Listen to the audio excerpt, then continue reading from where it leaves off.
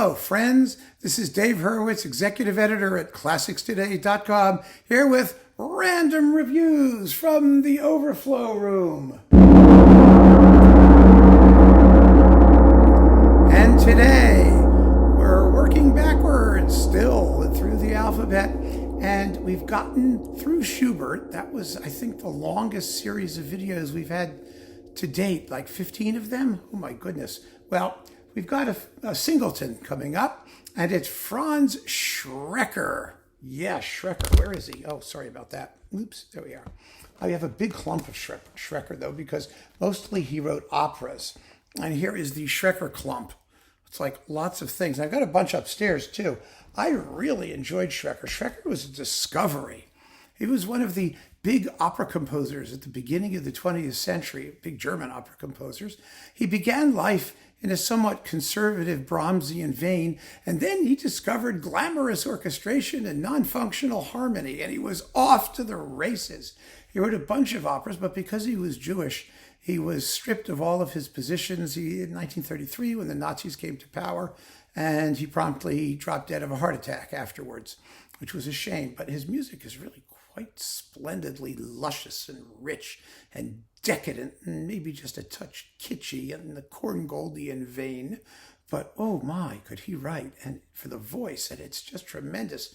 His opera Die Gezeichneten, those who are branded, the branded.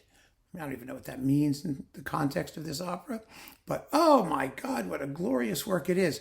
And it exists also in an orchestral thing, the prelude to a drama, which is marvelous, but we'll get to all of that. Most of my Schreker is upstairs, but I have duplicates and quite a few other things down here because I couldn't have like all these operas. They're all about like, yearning for nothingness, yearning for that which is beyond. I mean, they don't make any sense. It doesn't matter. Opera's not supposed to make sense. I mean, they're all singing, for heaven's sake. So what difference does it make? We have first this thing. This is a wonderful disc with the Westphalian Chamber Philharmonie under Frieder Obstfeld. You've got Schreker's Intermezzo for String Orchestra, his Scherzo for String Orchestra, and Der Wind. The Wind. Ooh, baby, the Wind. And then we've got Hans Krasse, Overture for Small Orchestra, the Pavel Haas Study for String Orchestra, the work that was first performed in Theresienstadt, and Martinew's String Sextet, arranged for string orchestra by Martineau, which is really interesting because not too many people know about that arrangement, and it's really quite a fun work. So this is a terrific disc. What label is it on? Who knows? I mean, it's on EDA, EDA. I've never even heard of that. I have no idea what it is, but I have it. So there you go. Schreker. Then we've got his last opera, Das Spielwerk und die Prinzessin. Most of his operas are sort of fairy tale-ish in character, and this one is no exception. It's on, let's see, CPO with Ulrich Windfuhr and the Kiel Philharmonic. I mean, these are sort of like provincial performances for the most part, but at least they get the music out there. They really do. His style, by the way, by the time we got to Spielwerk, had become much more acerbic and leaner and than the rich, gooey sort of earlier stuff, but still very powerful. I'm not going into the plot. I mean, we just can't. Life is too short. And we've got this wonderful historical recording featuring his, he conducts all of his surviving recordings as a conductor, playing his own music and Bizet and Grieg, of all things. All the surviving recordings, and as a conductor and creator recordings of his wife, Maria Schreker. And it was made possible with the Schreker Foundation. Let's see, what have we got here? There are so many like nifty things in this pile of stuff here. He's most famous, by the way, for his chamber symphony, which is gorgeous and which I don't have down here. They're all upstairs, my Schreker chamber symphonies. I just love the work. And let's see if they tell us what he's done here. What's actually on these discs. Do we care? Let's see. Okay. So there's his ballet, the Geburtstag der Infanten, the birthday of the princess, which is also wonderful. 1923 version, a bunch of those, and it's mostly his own music. Let's just put it that way. And then you get some Grieg and some Bizet. All right, fine. Doesn't matter. I can't figure it out quickly enough looking at these booklets. And they don't tell you on the back what's inside. So this is Symposium Records, which is a very fine historical label. Let's see, what is this? I give up. What do you want from my life? Make it easy. Just say what's in the damn set and leave it at that. Well, here's my extra copy of Die Gezeichneten. Oh my goodness, what a delicious opera this is. It was premiered to huge acclaim in 1918. There's a video of it and some other things. Oh, it's just so cool. The plot is very simple. No, it isn't actually. There's this hunchback, ugly guy who's very rich, and he's being painted by Carlotta, who, can't have sex because she has a heart condition, but she's painting him because she sees the beauty in his soul, not in his ugly form. And he's donated his pleasure island to the city of whatever cities in Venice or Florence or I don't know, somewhere like that. And unbeknownst to him, the evil Spaghettio, it's either Italian, I don't know. Spaghettio is kidnapping women with his guys and taking them to the pleasure island and raping them, and no one knows who's kidnapping these women, and it's really terrible. But Carlotta is, of course, in love with the soul of the ugly rich guy, and they kidnap Carlotta, and Spaghettio has his way with her, and it turns out naturally that she likes it. She's kind of like Gilda, in Rigoletto.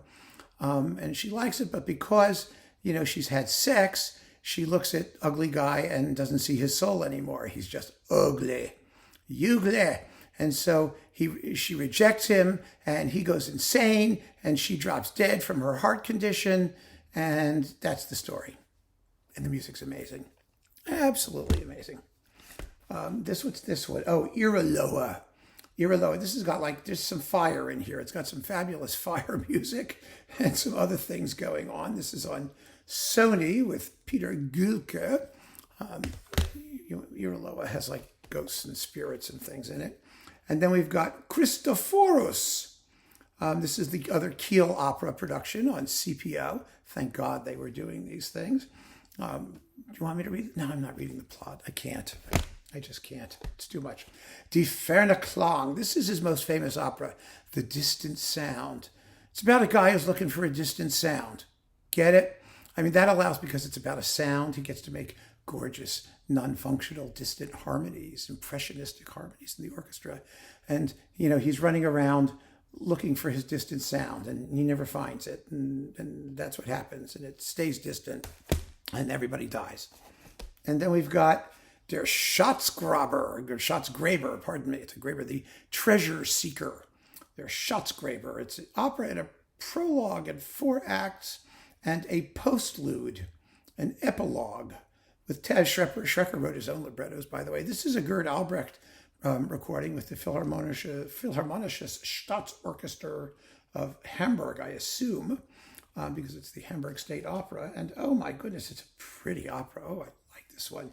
The Schatz is graving. He's looking for his treasure, and it's like The Distant Sound. Does he ever find it? Probably not. Then we've got, let's see, this is orchestral music with the Slovak Philharmonic under Edgar Siepenbusch and the NOE Tonkünstler Orchestra of Vienna under Uwe Mund. These are okay performances. They were originally on Marco Polo, if I'm not mistaken. Yeah, they were. And then they were re-released on Naxos. But since these came out, there have been all kinds of really, really top-notch versions of Schreker's orchestral music, and they're basically opera preludes and his early romantic suite and some other things. So I keep them because I want them for reference purposes. Oh, look, another recording of Die Gezeichneten. There are at least 3 or 4 now. There was one on Bridge Records, which is upstairs somewhere, and then there's this one on Orfeo with Gerd Albrecht, which is very pretty. Let's see, it's from the Salzburg Festival in 1984. So some of these things were starting to get revived a little bit, which was nice. Then we have on CPO the good old Kiel Philharmonic and Kiel Opera doing Flamin. It's a 1-act opera. It's a 1-actor, and it's 79 minutes, and the world premiere of the original version. I don't know, maybe we should do the plot just for fun. let's see here. Flamin, since it's only in one act, maybe we can actually do the synopsis. Let's see. The stronghold of the emotions, the large musical theater scene. Is this a world premiere? It certainly is. Okay, you ready? The action. We're just going to do it for the fun of it. A castle in Germany at the end of the First Crusade. Of course, it's a good spot, good place, good time. A minstrel sings of the halcyon days he has spent at the castle. Princess Irmgard, Agnes, the prince's sister, the dowager Margot, and the princely household pray that the crusade be successful and that the prince return safely. Margot repeats, as she does every day, the prince's parting words, a covenant with God that upon his return he be struck dead by Irmgard's first kiss should she have entered amorous feelings for another man in his absence. So that's the gimmick, as Anna Russell would say, right? So what has Margot done? Desiring to be trusted, Irmgard is hurt by his lack of confidence in her, but Agnes sees the action as a consolation for her brother, who has been away at war for 3 years now. Irmgard reminds her of the limited power human will has over the world. I have no idea what they're talking about. Agnes is alarmed by Irmgard's words and then goes on to muse on the feelings the minstrel's song has aroused in her. That was the minstrel song from the first scene about the halcyon days, okay?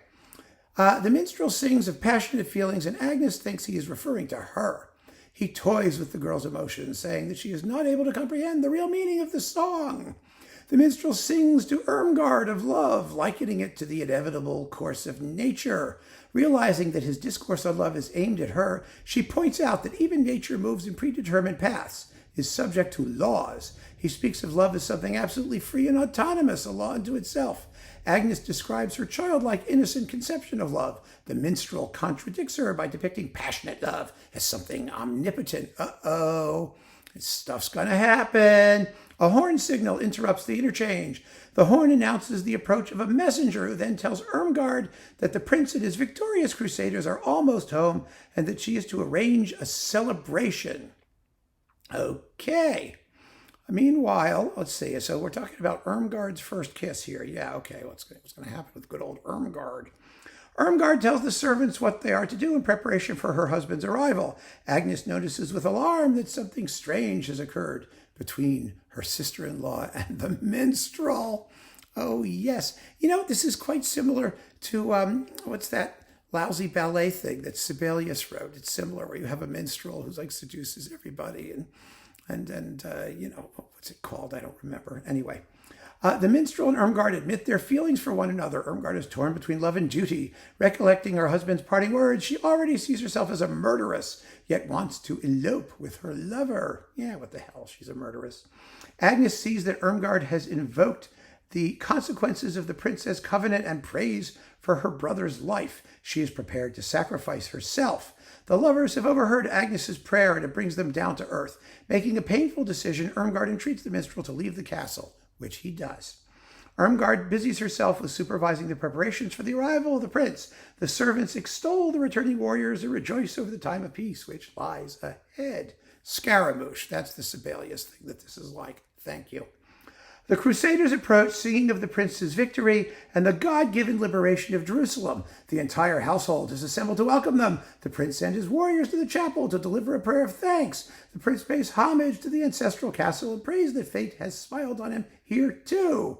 And here we have the ultimate climactic scene.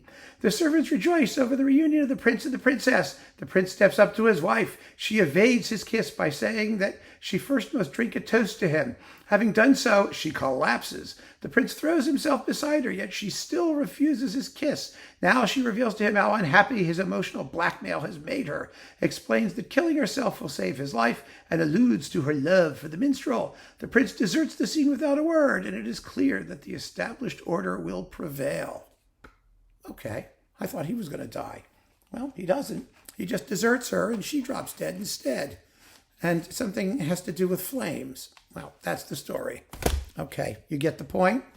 Then we have Die Verklang, again, with Gerd Albrecht and Thomas Moser and Gabrielle Schnaut. This is a good cast here. Victor von Hallam and like other famous people. So yeah, more distant sounds that are very, very distant. And this is one of the original, I think, Marco Polo things that later came out on Naxos that I have sitting there. Yes, concert and operatic overtures. Yes, I have it. This is the original Marco Polo one, which I never got rid of and probably never will. So there you have it. Schreker. Really fun operatic decadence to the nth degree. And I do enjoy it. I really do. I don't play it all the time. I mean, you can't like wallow in that so much, but it is fun. So keep on listening, friends. Thanks for joining me. Take care.